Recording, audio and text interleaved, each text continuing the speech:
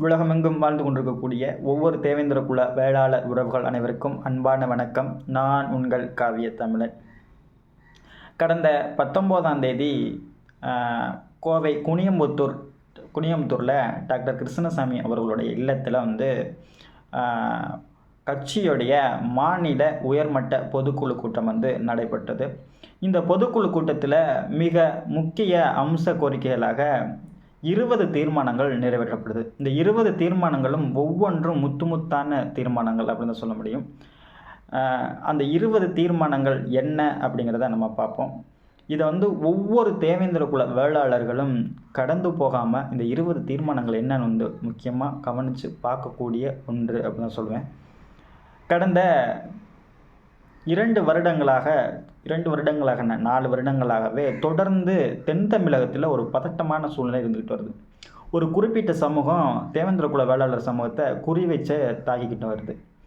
அதை கண்டித்து மிகப்பெரிய ஒரு போராட்டத்தை தேர்தல் நேரம் கூட என்று பார்க்காம திருநெல்வேலியில் நடத்தியதோடு இல்லாமல் அந்த கொலையை செய்யக்கூடிய சமூக விரோத கும்பல் யார் அப்படிங்கிறத அடையாளமும் படுத்தினார் டாக்டர் கிருஷ்ணசாமி.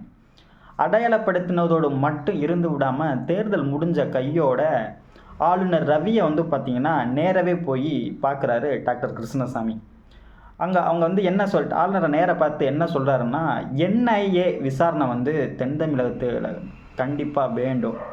தொடர்ந்து ஒரு குறிப்பிட்ட கும்பல் பார்த்திங்கன்னா கையூட்டு, அதாவது கூலிக்கு கொலை செஞ்சுக்கிட்டு வந்துக்கிட்டு இருக்கு. இது இப்படியே நீடிச்சுன்னா தென் தமிழகத்தில் மிகப்பெரிய சட்ட ஒழுங்கு சீர்கேடவும் வாய்ப்பு இருக்குது. அது மட்டும் இல்லாமல் இதன் மூலம் இந்திய தேசத்திற்கே ஒரு சமூக விரோத கும்பல்கள் உருவாகிக்கிட்டு இருக்கோ என்ற அச்சமும் எழுகுது. அதனால் கண்டிப்பாக ஒரு என்ஐஏ விசாரணை தொடர் படுகொலை நடந்துக்கிட்டு இருக்குது திருநெல்வேலி மாவட்டத்தில். அதனால் என்ஐஏ விசாரணை கண்டிப்பாக வேணும் அப்படின்னு டாக்டர் கிருஷ்ணசாமி அவர்கள் மனு கொடுக்குறார். இந்த மனு கொடுத்துட்டு சில 10 நாட்களே ஆன பின்பு ஒருத்தவர் நம் சமூகத்தில் இருக்கக்கூடிய ஒரு மிகப்பெரிய தலைவர், ஒரு ஆளுமையான தலைவர், சமூகத்தின் அங்கமாக திகழக்கூடிய ஒரு தலைவர், சமூகத்தின் அடையாளமாக இருக்கக்கூடிய தலைவர் ஆளுநரை போய் சந்திக்கிறாரு. ஆளுநர் சந்தித்து என்ன விதமான அவர் முன்வைக்கிறாருன்னு பார்த்தீங்கன்னா, தென் தமிழகத்தில் நடக்கக்கூடிய கொலைகள் சாதிய ரீதியான கொலைகள் அல்ல அப்படின்னு சொல்கிறார். அதாவது டாக்டர் கிருஷ்ணசாமி அவர்கள் என்ன சொல்கிறாருன்னு பார்த்தீங்கன்னா, ஆளுநரை சந்தித்து தென் தமிழகத்தில் தொடர் படுகொலை நடக்குது. அது ஒரு குறிப்பிட்ட சமூகம் தான் செய்யுது. அதுவும் ஒரு குறிப்பிட்ட சமூகத்தின் மீது மட்டுமே நடத்தப்படுகிறது. கூலிக்கு கொலை செய்கிற கூட்டம். அது மட்டும் இல்லாமல் அந்த கொலைகளை செய்யக்கூடியவர்களுடைய பின்னணியை பார்த்தீங்கன்னா, ஒரு 10-15 கொலைகளை செய்தவர்கள் தான் திரும்ப கொலை செய்கிறாங்க. இவங்க மேலே பார்த்தீங்கன்னா காவல்துறை தகுந்த நடவடிக்கை எடுக்கிறதில்ல. அப்படியே நடவடிக்கை எடுத்தாலும் அவங்க வெளியில் வர்ற மாதிரியான வழக்குகளை பதிவு செய்கிறாங்க. அந்த வழக்கு அந்த SC/ST வன்கொடுமை தடுப்பு சட்டத்தின் கீழே கைது பண்ணணும்னா 90 நாட்களுக்குள்ளே அறிக்கையை சமர்ப்பிப்பாகணும். ஆனால் அந்த மாதிரிலாம் சமர்ப்பிக்காமல் நாள் கடத்தி அந்த சவ்வாக பிடிச்சி இழுத்து அந்த கேஸையே தூத்து போக வச்சு திருப்பி அந்த கொலையாளிகளை வெளியில் வர அளவுக்கு தான் வச்சு நடத்திட்டு வராங்க. அதனால் இதுக்கு என்ஐஏ விசாரணை வேண்டும் அப்படின்னு சொல்கிறவர் யாருன்னு பார்த்தீங்கன்னா டாக்டர் கிருஷ்ணசாமி. சரிங்களா? இவர் இந்த சமூகத்துக்கான தலைவரா அப்படிங்கிறத இளைஞர்கள் சிந்திக்கணும். அடுத்து வரேன். டாக்டர் கிருஷ்ணசாமி சந்தித்து முடிச்சுட்டு வந்த பின்ன யார் போகிறா? ஒரு தலைவர், நம் சமூகத்துடைய முக்கிய தலைவர், 40 ஆண்டுகளாக போராளி என்ன போகிறாரு? ஆளுநரை சந்திக்கிறார். டாக்டர் கிருஷ்ணசாமி சந்தித்த அதே ஆளுநரை அடுத்த 10 நாட்கள் கழித்து அதே 40 ஆண்டு போராளி போய் சந்திக்கிறாரு. அவர் என்ன சொல்கிறார் தெரியுங்களா? தென் தமிழகத்தில் நடக்கக்கூடிய கொலைகள் சாதி ரீதியான கொலைகள் அல்ல, அது கஞ்சா போதையினால் நடக்கக்கூடிய கொலைகள் அப்படின்னு சொல்கிறார். நான் ஒன்று கேட்குறேன், தென் தமிழகத்தில் நடக்கக்கூடிய கொலைகள் அனைத்தும் சாதி ரீதியான கொலைகள் அல்ல அப்படின்னு அவர் சொல்கிறபடி நம்ம எடுத்துக்கிறோம்.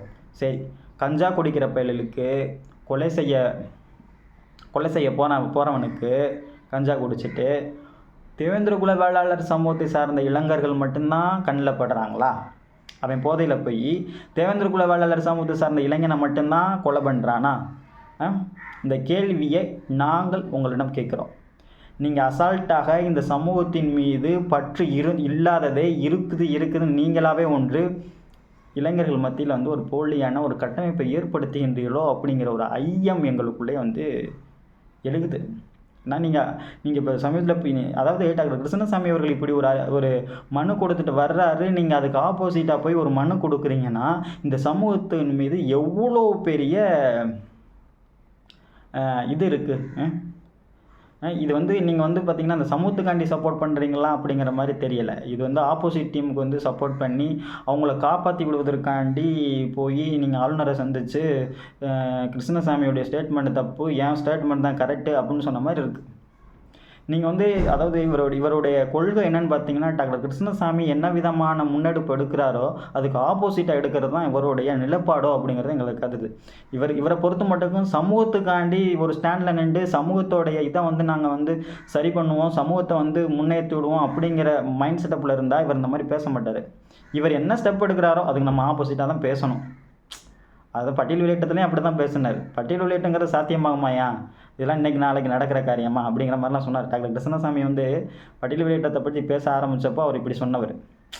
ஆனால் இதில் மூலியமாக என்ன தெரியுதுன்னா, இவர் வந்து டாக்டர் கிருஷ்ணசாமி என்ன எடுக்கணுமோ அதுக்கு ஆப்போசிட் தான் நம்ம பேசணும் அப்படிங்கிற மாதிரி பேசுகிறார். இல்லை இவருக்கு பின்னாடி வேறு எதுவும் சதிகார கூட்டங்கள் வந்து இவரை இயக்குதா அப்படின்னு தான் தெரியல.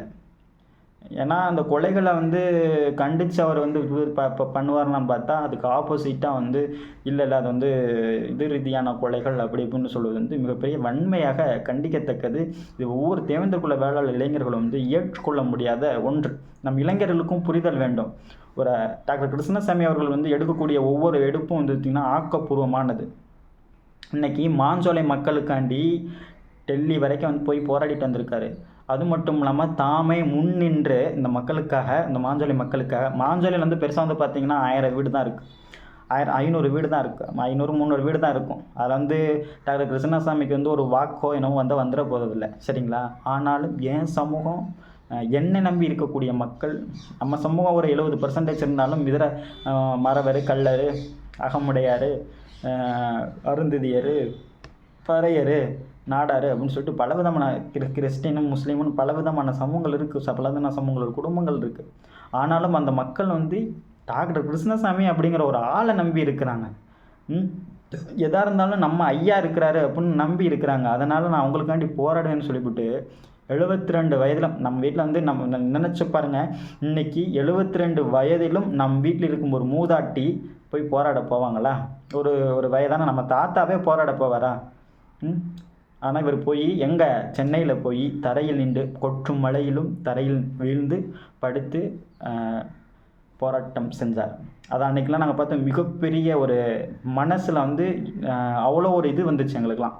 அன்றைக்கி அந்த போராட்ட காலத்துக்கு நாங்கள் போகும்போது 72 வயசில் கொட்டும் மழையில் நம்ம நம்ம நம்ம வீட்டில் இருந்த முதியவர் போனால் என்ன ஆகும்? ஜலதோஷம் பிடிச்ச அடுத்த நாள் எந்திரிக்க முடியாது. ஆனால் அவர் மெனக்கட்டு இங்கே கோயம்புத்தூரில் இருந்து சென்னை வந்து ஒரு போராட்டம் நடத்தி அதையும் வெற்றி கண்டுள்ளார். அப்படி தான் நாங்கள் சொல்ல முடியும். மிகப்பெரிய வெற்றி கண்டுள்ளது. இதெல்லாம் வந்து இன்றைய இளைஞர்கள் புரிஞ்சு கொள்ள வேண்டும். அவர் வயதுக்கு அவர் வீதிக்கு வந்து போராடுகிறார். நாம் என்ன செஞ்சுக்கிட்டு இருக்கோம்? ஆண்ட்ராய்டு ஃபோனில் நோண்டிக்கிட்டு இருக்கிறோம். ஆண்ட்ராய்டு ஃபோனில் வீடியோஸ் வருதா, நம்ம ஆள் ஒரு இஷ்டத்துக்கு வீடியோ போட்டு கொலை செஞ்சால் அவன் தலைவன், கொலை செய்யலைன்னா தலைவன் கிடையாது அப்படி இப்படின்னு சொல்லிட்டு ஒரு அடிப்படை புரிதல் இல்லாமல் இருந்து கொண்டு இருக்கிறோம், சரிங்களா?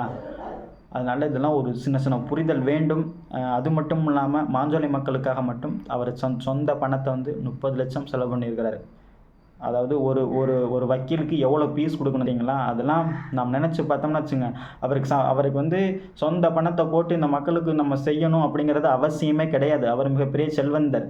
அவர் மருத்துவமனை வச்சுருக்காரு. அவர் பாட்டு டாக்டர், வீட்டில் ஹாஸ்பிட்டலில் உட்காந்துட்டு 4 பேர்த்த பார்த்துட்டு போய்கிட்டே இருக்கலாம். ஆனாலும் இந்த சமூகத்தை நேசித்து ஒரு சமூகத்துக்காண்டி வாழ்நாள் போராளியாக போராடிக்கிட்டு இருக்காரு. அவருடைய கரத்தை நம்ம வந்து வலுப்படுத்தணும் அப்படிங்கிறது தான் என்னுடைய முக்கியமானது.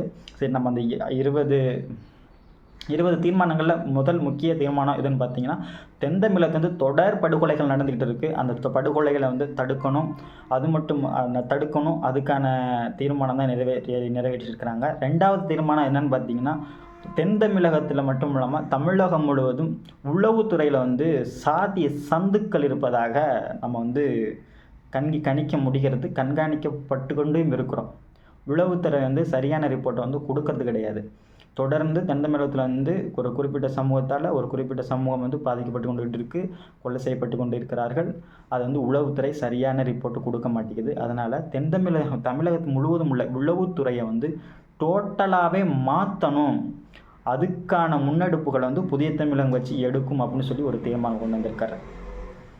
அடுத்த தீர்மானம் என்னன்னு பார்த்தீங்கன்னா, தமிழகத்தில் வந்து மிகப்பெரிய மக்கள் திரள் மாநாடு ஒன்றை கிட்டத்தட்ட பார்த்தீங்கன்னா 10 லட்சம் மக்களை திரட்டி புதிய தமிழகத்தின் 28வது மாநில மாநாடை வந்து நடத்துவதற்கு டாக்டர் கிருஷ்ணசாமி அவர்கள் வந்து முடிவெடுத்திருக்கிறாரு. வருகிற டிசம்பர் மாதம் மிகப்பெரிய அளவிலான 10 லட்சம் மக்களை திரட்டி மிகப்பெரிய மாநாடு நடத்த உறுதியேற்றுள்ளார்கள். இதற்கு ஒவ்வொரு தேவேந்திரகுல வேளாளர் இளைஞர்களும் கலந்து கொள்ள வேண்டும் அப்படிங்கிறது தான் காவியத்தமிழனுடைய கோரிக்கை. ஏன் அப்படின்னு பார்த்தீங்கன்னா, இன்றைக்கி இத்தனை கொலைகள் நடந்திருக்கு, 260 கொலைகள் 2 வருடத்தில். அதில் 150 கொலைகள் தேவேந்திரகுல வேளாளர் சமூகத்தை சார்ந்தவர்கள். ஒரு அரசியல் கட்சி கூட கண்டிக்கவில்லை. நம்ம இன்றைக்கி மார்பு தட்டுறோம். பிஜேபியில் உட்காந்துக்கிட்டு பிஜேபியிலேருந்து ஒருத்தன் பேச கிடையாது. அதிமுகவில் இருக்கிறவன் மாற தட்டுறான். டிஎம்கேல இருக்கிறவன் ரொம்ப அடிமட்டமாக போயிட்டான். தென்காசியில் இருந்துட்டு ஒருத்தன் கத்திட்டு கிடக்கிறான். நாம் தமிழரில் ஒருத்தன் இருக்கிறான், அவனு தென்காசியில் இருந்துட்டு பேசுகிறான். அதே நாம் தமிழர் கட்சியில் ஒருத்தவன் சாட்டன் இருக்கிறவன் சாதி வெறி கொண்டு சாதிய திமிரோடு பேசி கொண்டு இருக்கிறான். ஆனால் நம்ம அதே தென்காசியில் நம் சமூகத்தில் இருக்கக்கூடிய ஒரு சகோதரர் என்ன பண்ணுறாரு? அமைதியாக இருக்கிறாரு. நம் சமூகத்துக்காரங்க வாய் திறக்க மாட்டேங்கிறாங்க. நமக்காண்டி பேசக்கூடிய ஒரே அரசியல் கட்சி புதிய தமிழகம் தான். அந்த புதிய தமிழகத்தை நீ வலுப்படுத்த தவறினால் கண்டிப்பாக நீ அழிவது நிச்சயம் அப்படிங்கிறது தான் உண்மையான உண்மை. இளைஞர்கள் உன்னை புரிந்து கொள்ள வேண்டும். நீ அருவாளை தூக்குறவன் பின்னாடி போனினா கண்டிப்பாக வந்து உனக்கான அரசியலோ உனக்கான அந்தஸ்தையோ உனக்கான இதையோ நீ பெற முடியாது. அறிவாயுதம் தான் மிக முக்கியம். அது வந்து டாக்டர் கிருஷ்ணசாமியோட இருக்குது. கிட்டத்தட்ட பல லட்சம் மக்களை ஒரு அணியில் திரட்டி அடுத்த கணமே பட்டியலிட்டத்தை பெற்றுக்கொள்ளக்கூடிய ஆளுமை அவர்கள் இருக்குது. நாம் வந்து ஒன்றிணையாத காரணமாக தான் இவ்வளவு நாள் பட்டியலிட்டம் தள்ளி போய்கிட்டே இருக்குது. அதை உணர்ந்து வருகின்ற டிசம்பர் மாதம் மிகப்பெரிய 10 லட்சம் மக்கள் திரள் கூட்டம் வந்து மாநாடு ஒன்று வச்சுருக்கிறாங்க. அதில் கலந்துக்குருவோம். மற்ற தீர்மானங்களை வந்து அடுத்த ஒரு காணொலியில் பார்ப்போம். நன்றி, வணக்கம்.